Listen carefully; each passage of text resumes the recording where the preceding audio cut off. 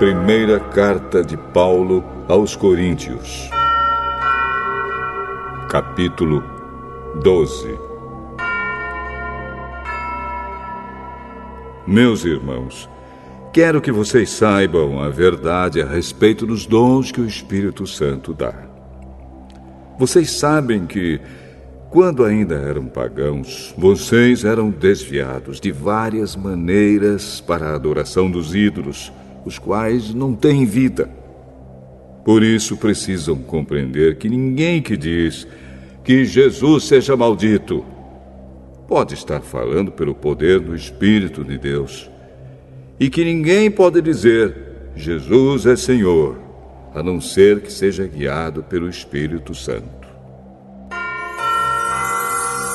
Existem tipos diferentes de dons espirituais, mas é um só e o mesmo Espírito quem dá esses dons.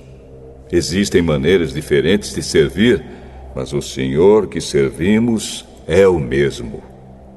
Há diferentes habilidades para realizar o trabalho, mas é o mesmo Deus quem dá a cada um a habilidade para fazê-lo. Para o bem de todos, Deus dá a cada um alguma prova da presença do Espírito Santo. Para uma pessoa, o Espírito dá a mensagem de sabedoria, e para outra, o mesmo Espírito dá a mensagem de conhecimento. Para uma pessoa, o mesmo Espírito dá a fé, e para outra, dá o poder de curar. Uma pessoa recebe do Espírito poder para fazer milagres, e outra recebe o dom de anunciar a mensagem de Deus. Ainda outra pessoa recebe a capacidade para saber a diferença entre os dons que vêm do Espírito e os que não vêm dele. Para uma pessoa, o Espírito dá a capacidade de falar em línguas estranhas, e para outra, ele dá a capacidade de interpretar o que essas línguas querem dizer. Porém, é um só e o mesmo Espírito quem faz tudo isso. Ele dá um tom diferente para cada pessoa, conforme ele quer. Cristo é como um corpo, o qual tem muitas partes. E todas as partes, mesmo sendo muitas, formam um só corpo. Assim também, todos nós, judeus e não judeus, escravos e livres, fomos batizados pelo mesmo Espírito para formar um só corpo. E a todos nós foi dado de beber do mesmo Espírito.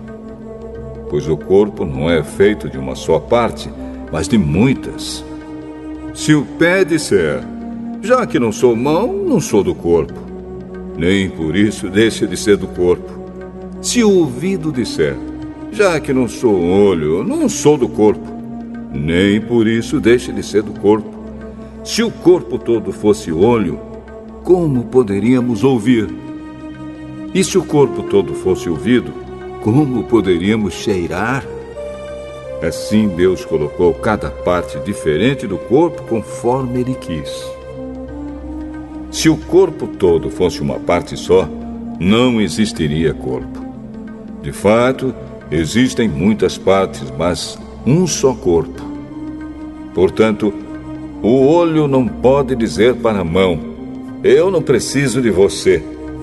E a cabeça não pode dizer para os pés, não preciso de vocês. O fato é que as partes do corpo que parecem ser as mais fracas são as mais necessárias. E aquelas que achamos menos honrosas são as que tratamos com mais honra. E as partes que parecem ser feias recebem um cuidado especial que as outras mais bonitas não precisam. Foi assim que Deus fez o corpo, dando mais honra às partes menos honrosas. Desse modo, não existe divisão no corpo, mas todas as suas partes têm o mesmo interesse umas pelas outras. Se uma parte do corpo sofre, todas as outras sofrem com ela. Se uma é elogiada, todas as outras se alegram com ela. Pois bem, vocês são o corpo de Cristo e cada um é uma parte desse corpo. Na igreja, Deus pôs tudo no lugar certo. Em primeiro lugar, os apóstolos. Em segundo, os profetas. E em terceiro, os mestres. Em seguida, pôs os que fazem milagres. Depois, os que têm o dom de curar, ou de ajudar, ou de liderar, ou de falar em línguas estranhas. Nem todos são apóstolos, ou profetas, ou mestres. Nem todos têm o dom de fazer milagres, nem de curar doenças, nem de falar em línguas estranhas, nem de explicar o que essas línguas querem dizer. Por isso, se esforcem para ter os melhores dons. Porém, eu vou mostrar a vocês o caminho que é o melhor de todos.